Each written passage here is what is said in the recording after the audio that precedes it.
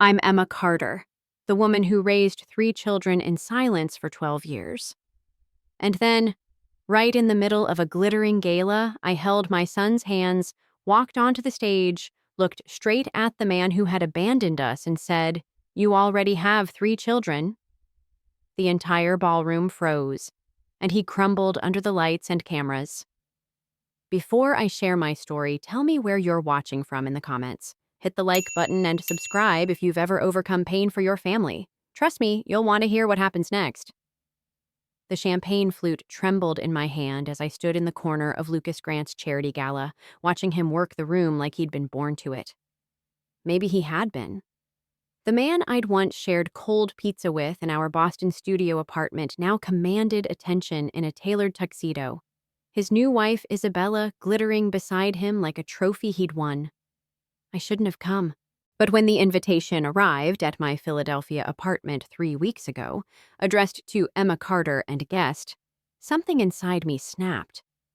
After 10 years of silence, after everything we'd built together, he'd reduced me to a name on a mailing list. The ballroom sparkled with New York's elite, cameras flashing as Lucas posed with tech moguls and politicians. I pressed myself against the wall, my simple black dress making me invisible among the designer gowns. That's what I'd become. Invisible. The woman who'd written his first business plans, who'd charmed investors when he was too nervous to speak, who'd held our dreams together with coffee-stained fingers and sleepless nights. "Ladies and gentlemen," Lucas's voice boomed through the microphone. The room hushed. "Thank you for supporting our foundation. As many of you know, Tech Vision started in a cramped apartment with nothing but ambition and ramen noodles." The crowd laughed. I gripped my clutch tighter, feeling the worn envelope inside, the one I'd carried for over a decade, waiting for... what? An apology? Recognition? I wasn't sure anymore. "But success means nothing without legacy," Lucas continued, his gray eyes sweeping the room. For a heartbeat, they landed on me. Did he recognize me?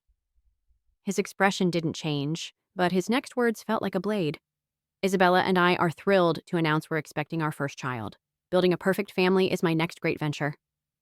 The room erupted in applause. Isabella beamed, her hand on her still flat stomach. Perfect family. First child. The words echoed in my skull as I stumbled toward the exit, my heels clicking against marble. First child. As if Noah, Caleb, and Liam had never existed, as if I'd never sobbed in hospital waiting rooms alone, never felt life growing inside me while he grew distant, never...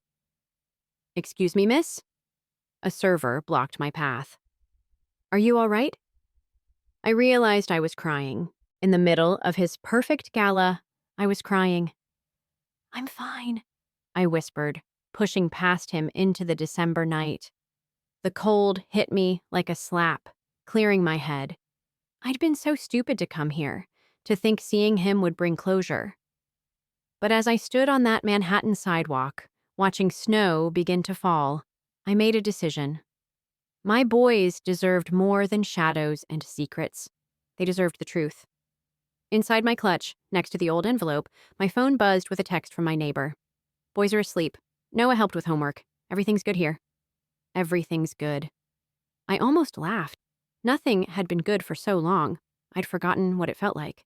But maybe that was about to change.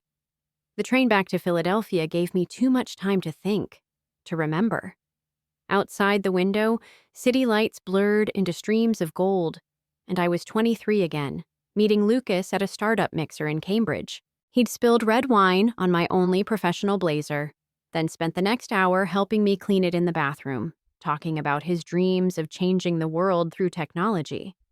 I fell for those dreams before I fell for him. Or maybe they were the same thing. Lucas and his ambition wound so tightly together you couldn't separate them. Within a month, we were sharing that terrible apartment near MIT, me working 3 part-time jobs while he coded through the night. I became his first employee, though he never put me on the payroll. "We're partners," he'd say, kissing my forehead at 3 a.m. when I'd finished another grant application. "Everything I have is yours." Everything except acknowledgement. When investors came calling, I was the girlfriend who made coffee. When we pitched to VCs, I was the assistant who took notes. But behind closed doors, I was writing the business plans, creating the marketing strategies, turning his technical brilliance into something people could understand and buy. The first miscarriage happened the week we got our Series A funding. 7 weeks along, barely real except to me. Lucas was at a celebration dinner with investors when I started bleeding. I called him, panicking, but he didn't answer. Later, he'd say his phone died. Later still, when I found those text messages to his assistant, I realized he'd chosen not to come. "It's for the best," he told me that night, holding me while I shook. "We're not ready for kids. The company needs us." The company. Always the company. When I lost the second pregnancy 6 months later, further along, far more devastating, he was in San Francisco closing a deal. I named her Emma after myself, because someone should remember she existed. Lucas never asked if it was a boy or girl. By the time I got pregnant the third time, something inside me had changed. I'd stopped telling him about my doctor's appointments, stopped hoping he'd care. The company was preparing for IPO, and Lucas lived at the office. The rare nights he came home, he'd fall asleep mid-conversation, his laptop still open beside him. "You're getting too emotional about everything," he said when I tried to talk about nursery colors. "Maybe you should see someone. This pregnancy is making you difficult." Difficult. I was 28, had given 5 years to building his dream, lost 2 babies, and now carried another life while sleeping alone most nights. But I was difficult. The night Tech Vision went public. I waited at home with a dinner I'd cooked, his favorite pasta, the cheap kind we used to share from one bowl. I'd bought sparkling cider since I couldn't drink champagne. 8 o'clock became 9, became 10. When he finally texted, it was a photo from a nightclub, his arm around his new assistant director. "Celebrating with the team, don't wait up." I didn't wait up. I packed instead. 1 suitcase, 5 years of my life. I left the pregnancy test on his pillow with a note. "You didn't lose me, you gave me away." He didn't call for 3 days. When he finally did, I was already in Philadelphia, already deciding that this baby, these babies, as the ultrasound would soon reveal, would know love even if their father couldn't give it. "Emma, you're being irrational," his voicemail said. "Come home, we'll figure this out." But there was no home to return to, no we to figure anything out. There was just me, 3 heartbeats on a monitor, and the terrifying, liberating knowledge that I was finally free.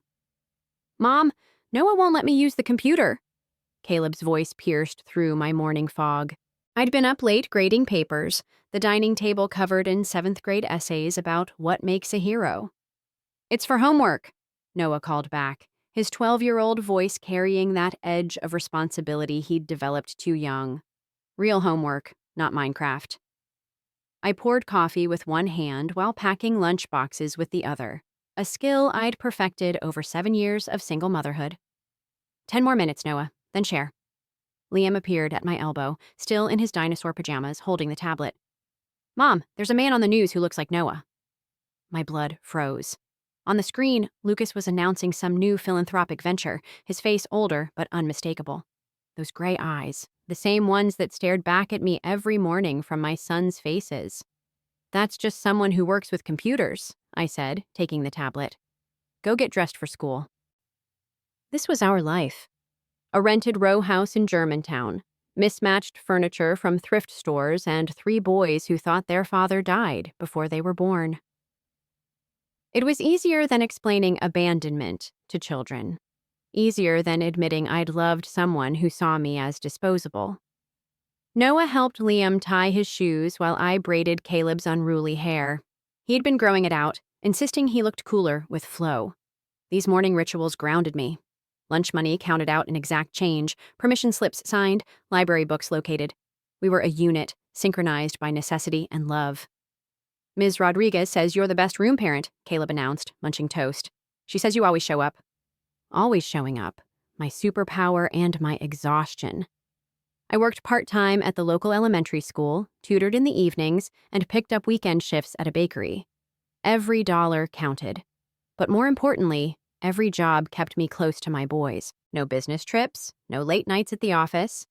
I was present in a way Lucas never knew how to be. After school drop-off, I sat in my car and opened Instagram. A moment of weakness. Lucas's company page showed the gala highlights. Beautiful people toasting his success. Isabella glowing beside him. The comments praised their perfect couple goals and power partnership. I wondered if anyone noticed she stood exactly where I used to, slightly behind him, ready to catch whatever he might drop. That afternoon, while teaching third graders about butterflies, my phone buzzed. An unknown number, Manhattan area code. My heart hammered as I let it go to voicemail. Emma, it's Diana Grant, Lucas's mother. That voice still crystalline after a decade. I know it's been, well, too long. I have something that belongs to you. Please call me. I deleted the message, then retrieved it from the trash, then played it again. Diana had always been kind to me, one of the few who saw through her son's charm to the selfishness beneath. But she'd also stayed silent when it mattered. That evening, while the boys did homework, I found myself staring at an old shoebox hidden in my closet. Inside, the only photo of Lucas and me together, a dried flower from our first date, and a positive pregnancy test I'd never shown him, the one that became Noah, Caleb, and Liam. Beneath it all, an envelope I'd never opened, addressed in Diana's handwriting. Mom? Noah stood in the doorway. Are you okay? Just organizing, I said, shutting the box. How's the history report? Good, it's about unsung heroes. I'm writing about you. My throat tightened. I'm not a hero, baby. You are to us, he said simply, then headed back to his homework. I looked at the box again. For 7 years, I'd built walls around our life, protecting my boys from questions they weren't ready to ask. But seeing Lucas on that stage, hearing him talk about his first child, something had shifted. The anger I'd buried was clawing its way up, demanding air. That night, after bedtime stories and goodnight kisses, I opened Diana's letter. Her words, written days after I'd left, made my hands shake. My dear Emma, I'm ashamed of my son. What he's done to you is unforgivable. If you need anything at all, please reach out. You deserved so much more. The children you're carrying deserve more. Don't let his cowardice define your worth. With love and regret, Diana. I read it 3 times before the tears came. Then I did something I hadn't done in years. I let myself feel the full weight of what I'd lost, what I'd survived, and what I'd built from the ashes. Tomorrow, I decided, I would call Diana back. Diana Grant lived in a townhouse that whispered old money, its brass doorknobs and marble steps a world away from my Philadelphia neighborhood. I'd left the boys with my neighbor, telling them I had a teaching conference. The lie sat heavy in my stomach as Diana's housekeeper led me to a sun-filled parlor. Emma. Diana rose from her chair, older but still elegant. You look well. Thank you for seeing me.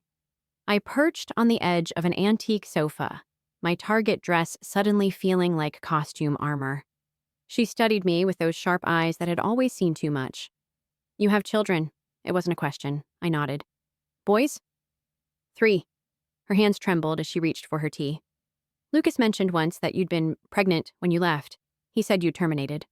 The words hit like ice water. He said what? I never believed him. She set down her cup with a decisive clink. That's why I've kept this.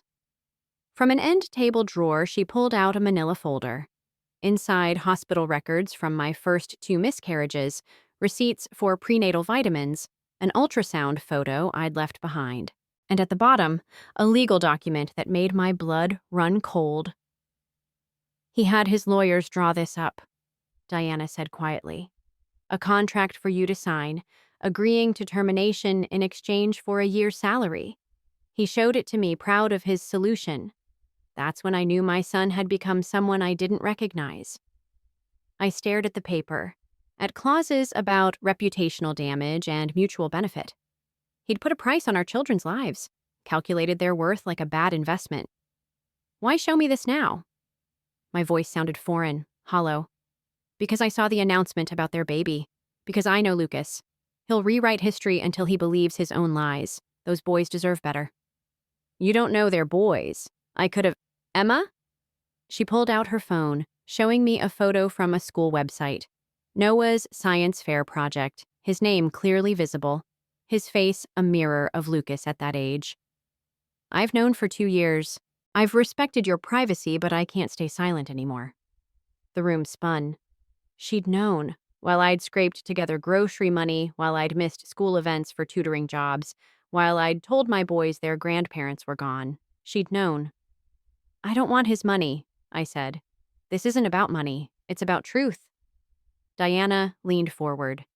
My son is about to have a child he'll call his first. He's giving interviews about legacy and family values. Meanwhile, 3 boys who carry his DNA are growing up believing they're fatherless. How is that fair to them? Fair? I laughed, sharp and bitter. When has Lucas ever cared about fair? He hasn't, but you do. And those boys will grow up. They'll ask questions. They'll find out eventually. The internet makes secrets impossible. Would you rather they learn from you or from a gossip blog? She was right. Noah already noticed things. How I tensed when certain commercials came on, why we had no baby pictures, why I sometimes cried on Father's Day. Smart, observant Noah who was writing about unsung heroes. I need proof, I heard myself say.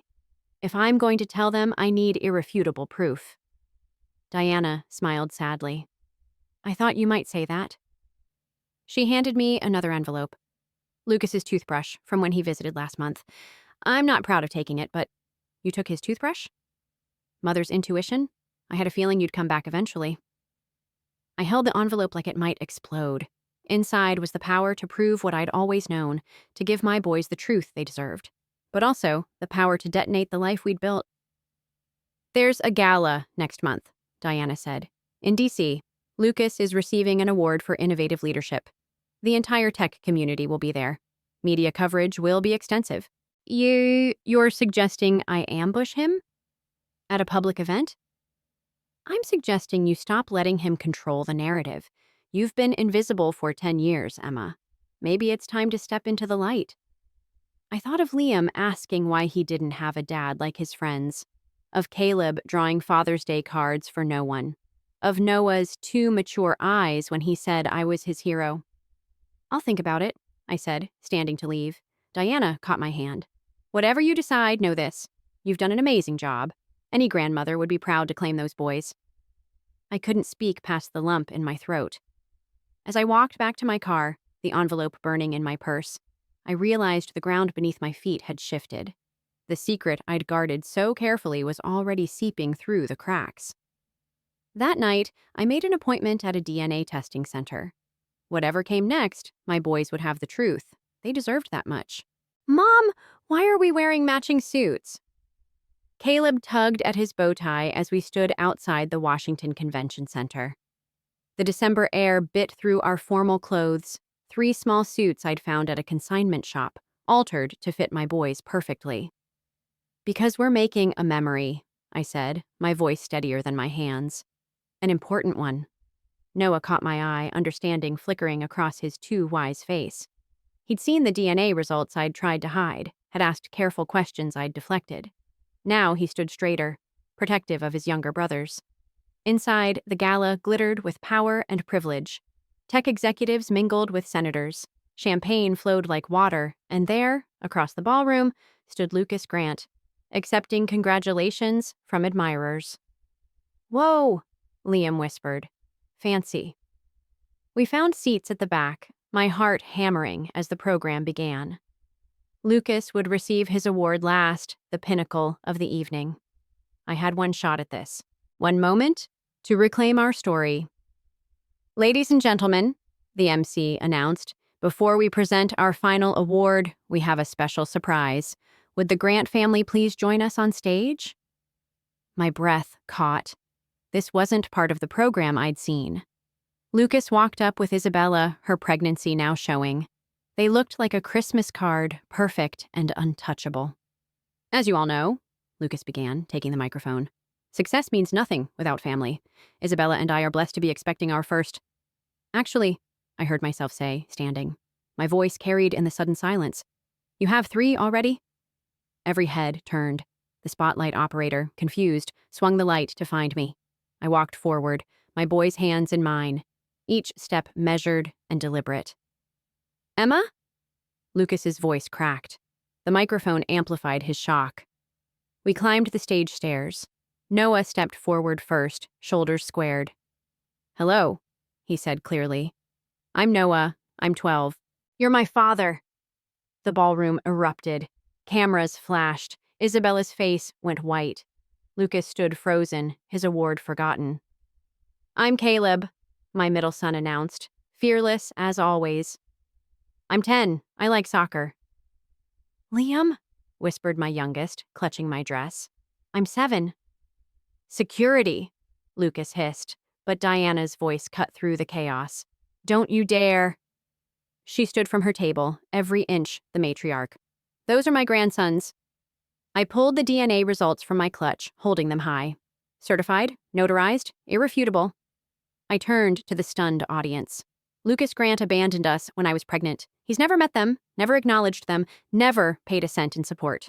But tonight, he stands here talking about family values. "This is ambush journalism," Lucas sputtered. "These claims are true," said a voice from the crowd.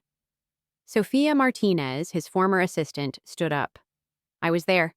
You told me to book Emma an abortion appointment. You said she was a liability to the IPO." More murmurs, more cameras. Isabella stepped away from Lucas, her hand protectively over her stomach. "I have the contract," Diana announced, walking toward the stage. "The one where you tried to buy her silence, where you put a price on your children's lives." Lucas's carefully constructed image crumbled in real time. The man who preached innovation and leadership exposed as someone who'd innovated ways to abandon responsibility, who'd led by running away. "Why?" Noah asked quietly, but the microphone caught it. "Why didn't you want us?" The question hung in the air, simple and devastating. Lucas opened his mouth, closed it. For once, his silver tongue failed him. "Because he was afraid," I said, finding my voice. "Afraid we'd slow him down. Afraid we'd complicate his image, afraid of being human." "Mom," Liam tugged my dress. "Can we go? I don't like it here." I looked at my 3 boys, brave, beautiful, mine, and nodded. "Yes, baby. We're done here." We walked off that stage together, leaving Lucas to face the aftermath alone. In the lobby, Diana caught up with us. "That was brave," she said. "That was necessary," I replied. She knelt before the boys. "I'm your grandmother. I'd like to know you if your mother allows it." Noah looked at me. I nodded. Whatever anger I held toward Lucas didn't extend to her. As we drove back to Philadelphia, the boys were quiet. Finally, Caleb spoke. "So our dad's a jerk." "Language," I warned. "But he is," Liam added. "Yeah," Noah agreed. "But we don't need him. We have Mom." I cried then. Silent tears that had waited 10 years to fall, not for what we'd lost, but for what we'd found. Our truth, our voice, our power to stand in the light. By morning, we were everywhere. Tech Titan's secret family revealed. The 3 sons Lucas Grant denied. DNA drama at DC Gala. My phone buzzed incessantly until I turned it off, shoving it in a kitchen drawer. "Mom, we're on TV," Caleb announced, pointing at our ancient television. There we were, walking across that stage, my boys' faces clearly visible. "Turn it off," I said quietly. "But we look cool in our suits." "Off, Caleb." The silence that followed felt fragile. Noah made breakfast, scrambled eggs, slightly burned, while I sat at our scratched table, wondering if I'd just destroyed my children's lives to wound their father. A knock interrupted my spiral. Through the peephole, I saw reporters already gathering, but at the door stood my neighbor, Mrs. Chen, holding a casserole. "Thought you might need this," she said simply. Behind her, other neighbors appeared. The Johnsons with grocery bags, Maria with homemade cookies, elderly Mr. Patterson with his grandson's old bikes for the boys. "We saw the news," Maria said. "We're proud of you." By afternoon, our small house felt like a fortress of community. Neighbors took shifts shooing away reporters. Someone organized meal deliveries.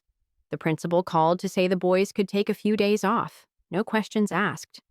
But the real surprise came from my phone when I finally checked it. Between the media requests and shock from distant acquaintances, there were messages from women I'd never met. "Thank you for being brave. My ex did the same thing." Your boys are lucky to have you. Mine still thinks his dad is coming back. You gave us all a voice today.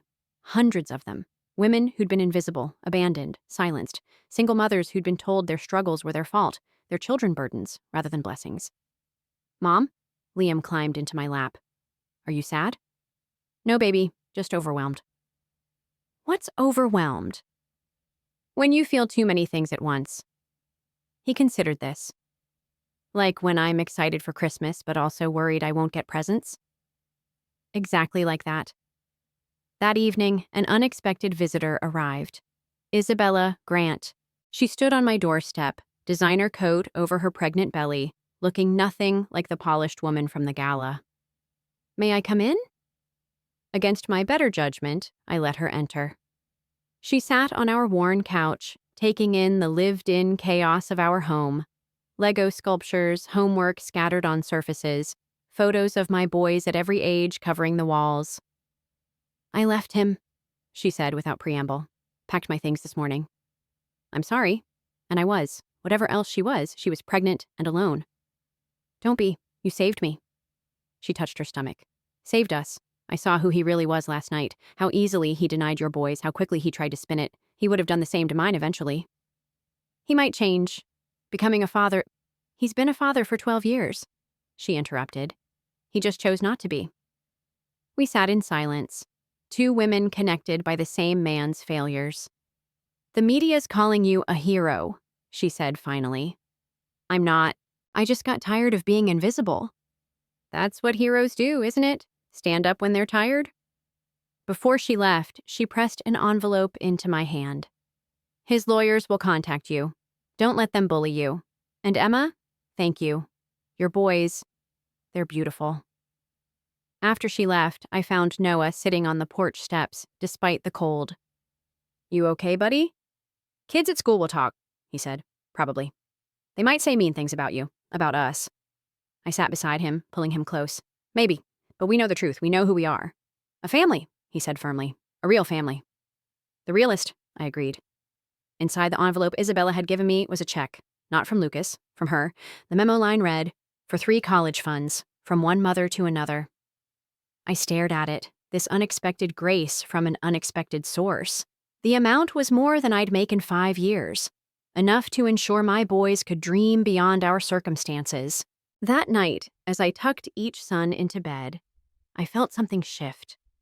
The weight I'd carried for a decade, the secret, the shame, the constant fear of discovery, had lifted. In its place was something newer, scarier but ultimately freer. The truth, messy and public and ours. Tomorrow would bring lawyers and questions and consequences. But tonight, my boys knew who they were. And maybe that was worth everything. The family courtroom in Newark felt smaller than I'd imagined. 3 months of legal preparation had led to this moment. Lucas Grant finally facing his sons across a judge's bench. He sat with his team of lawyers, expensive suits, unable to hide his discomfort. This isn't about money, I told my lawyer, David Chen, Mrs. Chen's son, who'd taken our case pro bono. It's about recognition. But Lucas had made it about money. Filing countersuits about defamation, demanding DNA retests, claiming I'd hidden the pregnancy. Every delay tactic money could buy. Now, Judge Martinez called us to order. This is a hearing to establish paternity and address the matter of child support. I understand the children wish to speak. I gripped the table. We'd prepared for this, but watching Noah stand still broke my heart. Your Honor, Noah began, his voice steady. I don't need money. I need my birth certificate to tell the truth. Right now, it says father unknown. But he's not unknown. He's sitting right there. Lucas wouldn't meet his eyes. Caleb went next, bouncing slightly on his toes. My friend Jake's dad coaches our soccer team. He's not Jake's real dad. He's a stepdad. But he shows up. Every game, every practice. That's what dads do, right? They show up? That's right, Judge Martinez said gently. So how can someone be a dad if they never showed up? Not once in 10 years? The simplicity of it rang through the courtroom. Lucas's lawyer started to object, but the judge waved him down. Liam was last, needing a boost to reach the microphone. I used to tell kids my dad was dead. Mom never said that, but it was easier than saying he didn't want us. Can you make him write his name on our papers? So I don't have to lie anymore? I watched Lucas crumble with each word. Whatever he'd expected, anger, demands for money, he hadn't prepared for the simple honesty of children asking to be acknowledged. Then came the surprise witness, Diana Grant. I'm ashamed, she said, taking the stand. I knew my son had abandoned Emma. I knew about the boys. I have here a recording from 5 years ago where Lucas explicitly told me he was grateful Emma disappeared because children would have ruined his trajectory. She played the recording. Lucas's voice, clear and callous, filled the room. Even his lawyers shifted uncomfortably. I also have this, Diana continued, producing the contract. My son tried to buy Emma's silence. When that failed, he simply pretended they didn't exist. Mrs. Grant, Lucas's lawyer interjected, surely you understand family loyalty. I understand family perfectly, she snapped. Those 3 boys are my family. My son is just someone I gave birth to. The damage was complete. Sophia Martinez testified next, detailing dates and conversations. Former employees came forward. A pattern emerged of a man who'd built an empire on innovation while failing at basic humanity. When Lucas finally took the stand, he looked smaller, older. Do you deny these are your children? Judge Martinez asked. No. Do you deny abandoning their mother while pregnant? We had different priorities. Yes or no, Mr. Grant? No, I don't deny it. In 12 years, have you attempted any contact? No. Sent any support? No. Mr. Grant, can you name your son's birthdays? Silence. Their middle names? More silence. Anything about them at all? Lucas's voice came out strangled. I thought it was better, cleaner, to stay away. Cleaner, the judge repeated. I see. In the end, it took her less than an hour to decide. Lucas was declared the legal father. Back support was calculated, a number that made headlines, but more importantly, 3 boys would have accurate birth certificates. Mr. Grant, Judge Martinez said before dismissing us, the court cannot force you to be a father. We can only acknowledge that you are one. What you do with that acknowledgement is your choice. But know this, those boys won't be children forever. Someday, they'll be men. Men who remember that when they asked for nothing more than your name, you fought them every step of the way. As we left the courthouse, Lucas approached. His lawyers tried to stop him, but he shrugged them off. Noah, Caleb, Liam. He said each name carefully, like foreign words. I'm sorry. Noah looked him in the eye, those same gray eyes finally meeting. We know, but sorry doesn't change anything. Could I maybe write to you? Get to know you? You could have done that 12 years ago, Caleb said. Or 10 years ago, or 5, or last year, or... We get it, Caleb, I said softly. Lucas reached into his jacket, pulling out an envelope. Not for me, for them. It's not about money, it's letters. One I wrote to each of you last night, in case you ever... Noah took the envelope, not opening it. We'll think about it. And with that, we walked away. 3 boys and their mother stepping into the afternoon sun, finally and officially a recognized family. Behind us, Lucas Grant stood alone, surrounded by lawyers and consequences, learning too late that some innovations can't be undone. 6 months later, our Philadelphia row house looked the same from the outside, but everything within had changed. The second-hand furniture remained, but new laptops sat on the dining table, gifts from Diana, who visited every Sunday. The walls still held the same photos, but now they included images of the boys with their grandmother, learning their heritage, understanding their place in a larger story. Mom, it came again, Noah said, holding up an envelope. The return address was familiar. Lucas had written every week since the trial, letters we collected but didn't open.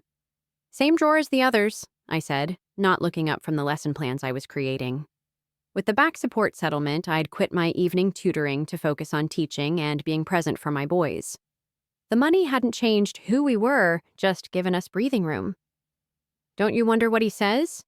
Caleb asked, sprawled on the couch with a book. No. But that was a lie. I wondered constantly. Did he apologize? Make excuses? Try to explain the inexplicable? That evening, while making dinner, I found Liam in his room with the drawer open, all of Lucas's letters spread across his dinosaur bedspread. Liam, I didn't open them, he said quickly. I just wanted to count. There's 24. That's a lot, right? I sat beside him, gathering the letters, each one addressed to my sons, each one unopened. Do you want to read them? I asked. He shrugged. Jake's dad, his real dad, sends him letters from jail. Jake reads them sometimes. He says they're mostly sad. These might be sad, too. Yeah. He picked up one envelope, turning it over. Maybe when I'm older, when sad doesn't hurt so much. That night, after bedtime, I sat with my own unopened letter, one Lucas had handed me at the courthouse. Diana had urged me to read it, but I'd resisted. Now, with the boys' letters returned to their drawer and the house quiet, I finally broke the seal.